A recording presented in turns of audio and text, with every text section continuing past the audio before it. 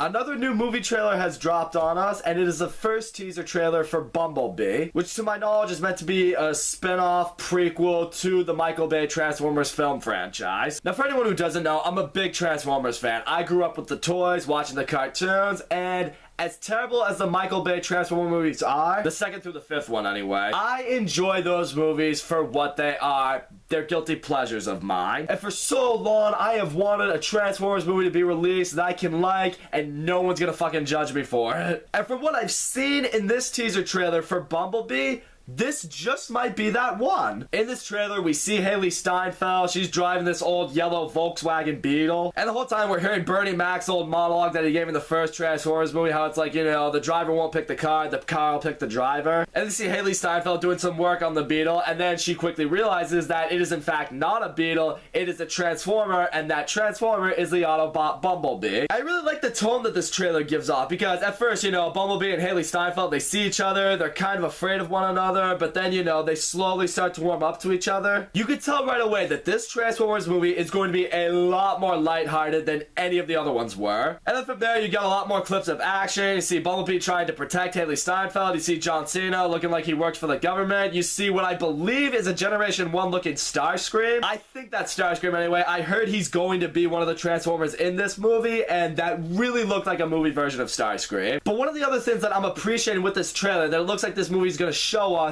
is the transformations themselves. They look a bit more simpler. They don't seem as complex and as insane as the other ones did. When Bumblebee transforms, you can clearly tell that he transformed into a Beetle. I was looking at the way Starscream transformed, you know, you see the nose of the jet turn into his chest, and I'm just like, yeah, that's exactly how Starscream has always transformed. What this movie I think is also going for that I think is smart is they're not going to use too many Transformers in this movie. I mean, obviously Bumblebee's going to be in this movie. I imagine Optimus Prime might make an appearance in this movie. It looks like Starscream's in this movie. Maybe Megatron will make an appearance. Point is, I think it would work better if this movie focused on a smaller amount of Transformers, because as the Michael Bay movies went along, so many Transformers just got thrown into them. And for the most part, the Transformers that were thrown into the Michael Bay movies, they didn't provide a lot to the storylines. They were just there for kind of the sake of being there. I feel like every Transformer that's in this movie will provide something to the story, and we'll actually see really solid character development among them. Final scene in this trailer I really liked. You see Haley Steinfeld trying to put a mixtape into Bumblebee so he can talk, similar to how he was later on able to use the radio to speak. So maybe that is in fact a hint to how he is able to speak with the radio later on in movies. But anyway, she puts a mixtape inside him. You start hearing the Rick Roll music, and Bumblebee immediately just like shoots it out of his chest because he's like, no, fuck that shit. It's funny that this movie acknowledges that that Rick Roll song became the most annoying thing ever. But in the end, judging off this trailer, we don't know how this movie's gonna be. It could end up being like the other ones, but